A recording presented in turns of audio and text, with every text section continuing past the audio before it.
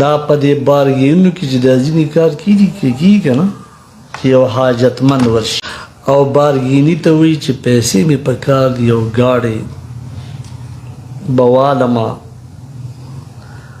په نیټه باندې او خرڅ به یې کړم په نقدو باندې نو ما ته به فلحال پیسې راشي او د دې ګاډي هغه پیسې به بیا په قلاره خلاصومه دا معاملات نن سبا ډېر دي نو یو خدا ده چې ګاډی واغوسته او ګاډی په موقع ولاړ دی او ګاډی قبض کړ نو یو قبضه چې کوم ده په منقول مملوک کې ده او یو په غیر منقول کې ده نو ځمکه غیر منقولي دا بل ځای ته نشي وړی نو په هغې کې به دیوال وي ونه به پکې وکړې ونه به کټ کې یو به پکې وکړي دا قبضه ده او چې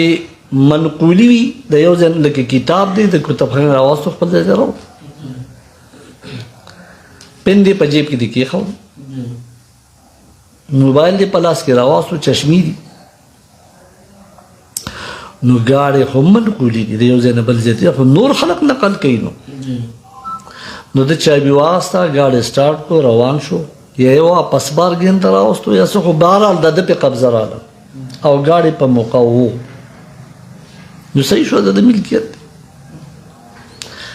اوس چې دې خرڅ کړي په نقدو باندې نو دې مالک له چا نه چې باین یې واغسته دله به بیا خپلې نیټې ورکوي او د په چا خرڅ کړو په نقدو باندې او ده ته مال راغی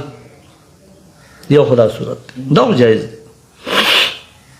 جنې کله څه وکړي دا څادر په منځ کې کېږي ای وي دا پرس کا ګاډی دی دا پرس کا ګاډی دی او ما په تا باندې په شل لکه په یو کال په نیټه در خرڅ صحیح ده تا واغستو اوس مې در نه په نقدو باندې په 15 لکه واغستو دا 15 لکه روپۍ واغله تاسو پوه شوئ د ده څه ته ضرورت و پیسو ته ضرورت نو صاحبه که داسې حاجتونه وي خو د سود شکله به هم بېګاړ شي د دغه به هم بېګاړ شي دلته اوس دې څه کوي مبیع معدوم دی مبیع نشته او بیع شراء وشوه نو چې مبیع معدومي نو بیع باطله ده خو که ثمن معدومي نو بیع جایزه ده خلق چې ورته قرض وي دین په دین باندې کېږي که نه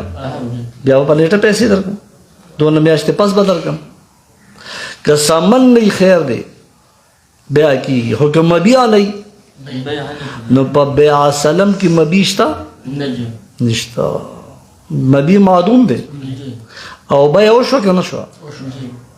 او کتابونو د بیع سلم ته جایز دي که دي که غیر جایز دي که دي جایز دي که دي ولې خیال یې ساتلی دی خیال یې ساتلی د بایې چې د بایې حاجت ته حاجت ستا سمنو ته او مبیع ورسره شته خو فلحال نه په راتلونکي وخت کې تاسو پوه شوئ نو د بیع سلم چې کوم شرایط دي چې هغه مخکې تیر دي په هغه شرایطو باندې مشروط چې دا بیع سلم جایز ده دا د وجې د څه نه ده چې حاجت قایم مقام د ضرورت شو نو د معدوم بیع محظوره نه ده د معدوم بیع باطله نه ده باطله ده او که دې د حرامو مرتکب کېږي په حالت اضطراري کې نو جایز ده ولکه جایز نه ده نو دلته چې حاجت قایم په مقام د ضرورت شو نو د معدوم بیع جایزه شو که نه شوه حالانکه د معدوم بیع جایز نه ده تاسو پوه شئ پې او وجه څه حاجت او حاجت کوم حاجت دی قایم په مقام د ضرورت باندې دا د پاره د فرائض د مفلس شوها. نمبر 2